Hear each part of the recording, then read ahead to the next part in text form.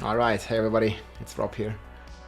I've been gathering a lot of feedback and tested a lot of stuff about Barbarian in general, and I'm a bit afraid when Season 1 is going to end and we're going to lose the strong Barber gem here, that we're going to get pretty gutted again on the Barb. And I want to give some feedback here on the Barbarian uniques in particular and about some general stuff on the Barbarian that could be improved. So I made my tier list here. I remember I was watching Kaiser's video as well. It was out a couple months ago. And I think he really struck it right in many cases. Blizzard has already improved a bit of it on the uniques, but many of the Barbarian uniques are still very bad. And some of them you can't find. So let's just get started here with the tier list. And I posted about the use cases and the feedback here. I'm going to link the list in the description as well. So in S tier, we have the Uber uniques. Right now, you can't really get them in a game. It's like there's like a very, very tiny chance, but the time needed to find any of these would significantly exceed a human lifespan. So obviously, the Shaco, Harlequin's Crest, 4+ all skills, a Grandfather ×2 multiplicative crit damage are both very strong, but right now you just can't get them. Not realistically in your lifetime, you're never gonna get them. This has already been addressed by Blizzard. We don't know exactly how it will work, but in Season 2, we are getting some new bosses, and this will make us make these items target farmable by these. We have to see how difficult it's gonna be, how hard it's gonna be, but I'm really excited for that because it opens up a lot of further options, especially on Barb, because you have these like 4 weapons, and getting a Grandfather in the mix there gives you just even more choices. And also Shaco, especially the +4 ranks to all skills for skills like leap and stuff, significantly reduces the cooldown again and maybe makes like perma leap barbs even more viable. So I'm looking forward to that. But yeah, these are definitely S tier. Then I think pretty much the only unique I feel that is in a good place on Barbarian, where I noted down no change needed, is the Razor Plate. Rage of Harrogat chest, because it has very good use cases in like speedruns and all that stuff, and I like the idea of having just different items for different game modes. Like this is not really too good in the end game, because usually on your chest you want to have like more defense oriented stats, but it's very nice to reduce your cooldowns in like all speed content, and I even have seen it in some Whirlwind and in general like Lilith killing builds because of the extra crit chance against elites. So that's really like unique and cool effect. So this is, I feel like, how the uniques should be. And if I would leave like a little bit of feedback, you could remove the thorns here, because thorns has no use here. Like remove thorns and add like a defensive stat. Like we could add that. Remove thorns, add def, like armor % or damage reduction %. That could be cool, but I think this is already in a good spot. This is like not really needed. Then we come to B tier. Here, this is like very niche case use already. Like some people use it, but it's not really like good or meta right now. So we have the Razor Plate. This is used in like speed Thorns builds pretty much. Right now, Nightmare Dungeon 100 is like pretty easy, so most classes can use this. Most Thorns builds can use this, even on Nightmare Dungeon 100. But in general, in a build where you rely on getting hit, it's like very bad to have no toughness, right? Like usually, like the Razor Blade only gives thorns, right? And usually chests look like this. They have like 4 defensive stats, like % armor, damage reduction while fortify, distant damage reduction from close, challenging shout on the barb, stats like this. And the Razor Plate has none of that, and Thorns is a build that relies on being hit, so it feels really bad not having any stats. One thing they could do is like add 4 main stats, like a normal chest would have, like defensive orientated, and make the Thorns the unique effect. I think that would be a big value add. On the Butcher's Cleaver, this one is used mainly just for switching. I personally feel like the general idea of fearing a monster as a melee character is pretty bad, because when it's feared, it's running away from you and you can't damage it because like you're a melee character, right? So I personally don't like this item in the first place. But it has a good use case in phase 2 to stagger Lilith. But yeah, I'm not sure. This is like feels too niche for me, and weapon swapping like during boss fights feels pretty bad. So I could see maybe if they want to keep the sentiment of the fear weapon, because some people like it, they could add some like multiplicative damage bonus, like I don't know, like 30% more damage to like feared enemies on a unique effect or something. Like make it like interesting and actually like having a reason to use it besides from just like gear swapping or cheesing Lilith. Temerity, this one has been reworked quite some time. You can quite some times already.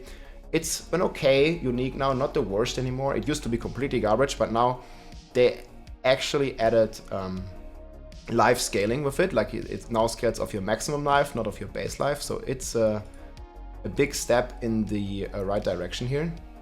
I feel it's still like not strong enough overall with Temerity, because what they did, this is even the legacy one. What they did is they removed the all stats and gave it life. But they could have kept the all stats and just removed the potion drop rate or the healing received and maybe give it some armor, give it damage reduction, something like that, right? I think that would be way cooler. Forgot to show the Butcher's Cleaver here from earlier. But yeah, on Temerity, I feel it would be like really, really useful to have some better stats, like healing received and potion drop rate could be changed into armor % damage reduction. It has some good synergies with Conceited, but overall not enough to make it into the end game in my opinion. And then we have in C tier, we have the Gore's Devastating Grips. This has been nerfed like multiple times, and it's like really bad now. It used to be like 70% of base, and now it like auto triggers, essentially like taking control away from the player. I don't really like think that's a good direction where you have like less control over your procs. It can be used in some like giga speedruns, like try-hard builds, but it's not really anything for like end game or like any casual player. Because of like this like auto trigger and stuff, I think it's like a step in the wrong direction. And obviously like these gloves here have attack speed, which is pretty ridiculous. Like Whirlwind does not scale with like this additive attack speed that you can get on your gloves or from like artillery shrine or something.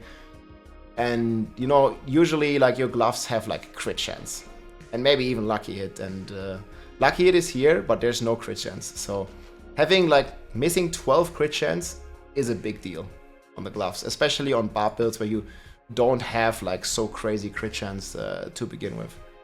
Like overall I have like 40, 41, 42 crit chance, and you can get a bit higher with some gems, but usually you're like less than 50, than 40 crit chance if you're talking like general balance, like past season 1 when the hearts are gone, right?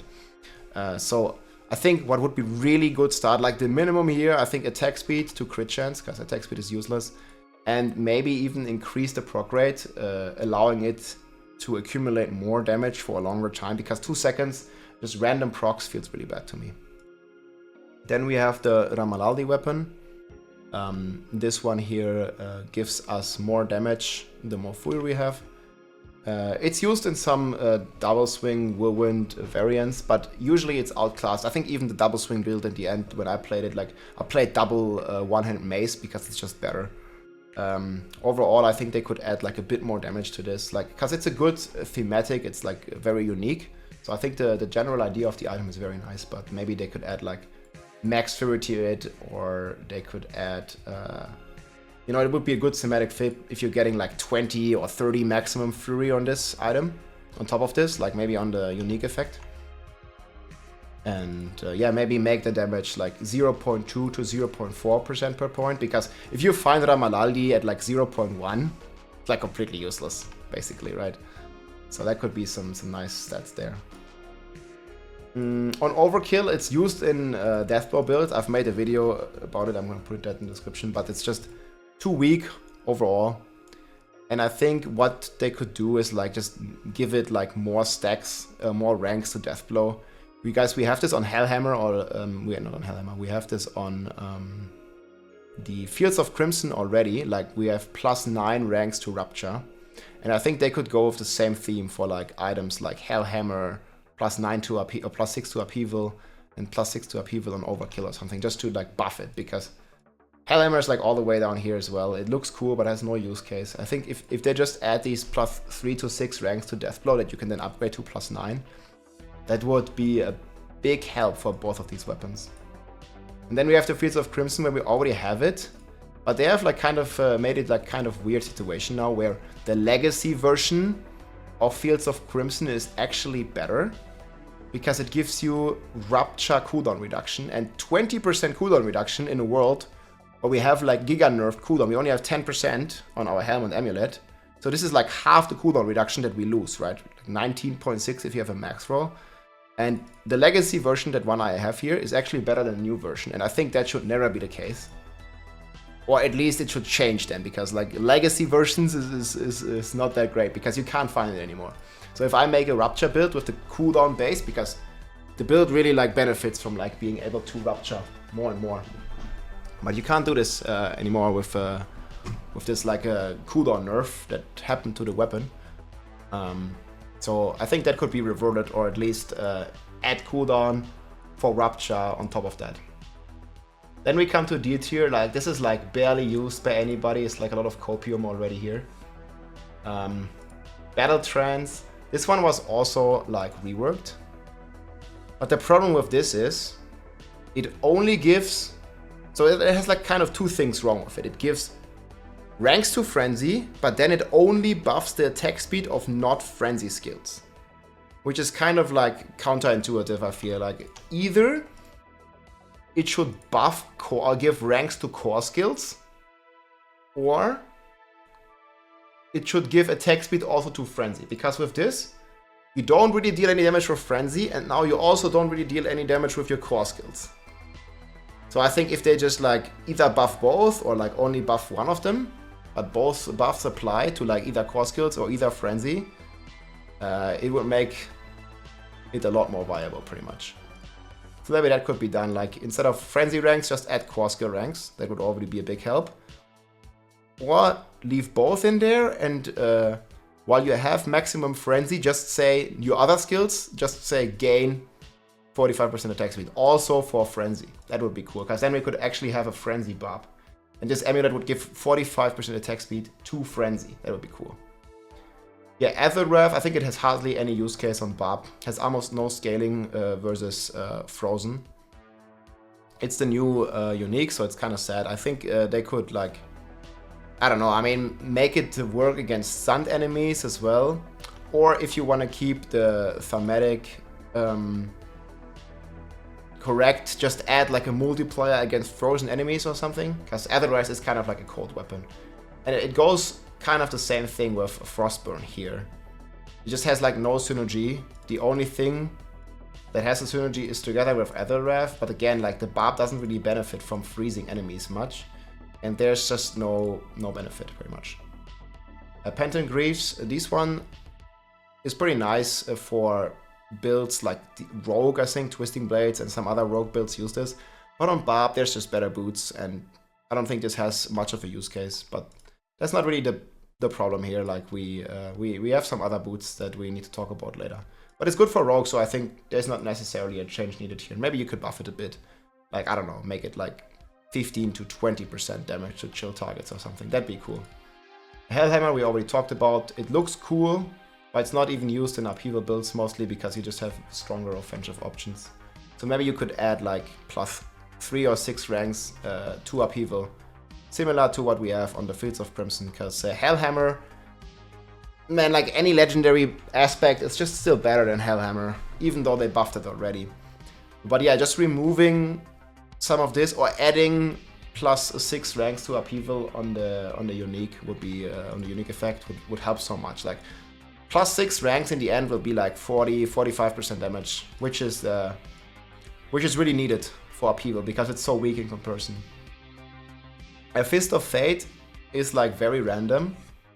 I don't like it too much personally, but it has a use case already. But what I would like to see here is like just to add crit chance or something, or lucky hit, but I think mostly crit chance. It has some niche use for like builds that don't rely on core skills, because usually on all your gloves you want +4 to your core skill. But if you're playing a build like Leap Barb or Kick Barb or Charge Barb, you actually benefit from this, because you don't really want plus core skills on it, because you don't really use a core skill to do damage. However, you always want crit chance, and losing 12 crit chance, just like on Gores, just feels bad. And I think it would be a big add to just get the crit chance here. Then we have the F tier, like, basically not useful. This is the Ancient Oath. This is like the Steel Grasp weapon. This one doesn't really deal anything. Like, not really useful. Especially because it's a two-hand axe. I think like one of the ideas I had to make it useful is maybe remove the slow effect completely and add enemies hit by Steel Grasp. Take, I don't know, X 1.3 damage for 3 seconds. Like, rework the secondary. Because it just slows enemies. Which is like, why? You know? Like, they're already like pulled towards you. Like, they're already attacking you, you're attacking them. Like, why do they need to be slowed? I think it would be way cooler. So it's just like a damage buff, right? Like, you pull them with your chain towards you, and then they take 30% damage for 3 seconds. Or something like that. I think that'd be cool. 100,000 steps. Don't even know if I have one. I probably never kept them. So these ones are like pretty useless. They have a cool effect. And you gain some good fury, but the problem is the effect has a long ICD of 30 seconds. And I think they can just remove the second sentence. This cannot happen once in 30 seconds. Just strike that, and no ICD. Ground Stomp already is a cooldown spell. Like, you can't just like blast Ground Stomp all the time. It already has like, I don't know, what's the cooldown, like 12 seconds? Yeah, 13 seconds cooldown. So you can just strike the effect, and you already have 12-second cooldown, but then it could be pretty useful to gain Fury. And you can reduce the Ground Stomp cooldown, obviously. So either significantly reduce the cooldown to like 5 seconds, or remove it entirely. I think that would be cool. Then it's at least useful. We have the Mother's Embrace. I never kept this ring. On Barb, the problem is you already... Well, I think on most classes, like, rings are the only slot where you can get resource aspects. And you have the Bold Chieftain and the Echoing Fury on Barb, and you really don't have space on your rings, usually. Maybe, from what I heard, it's also not useful in other classes, because it's like a generic ring.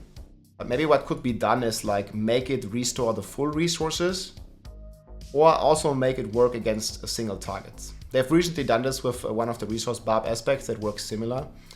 So maybe it could just, like, always work against the boss, and then it would be pretty good niche use against like Lilith or some other bosses on many classes, I feel.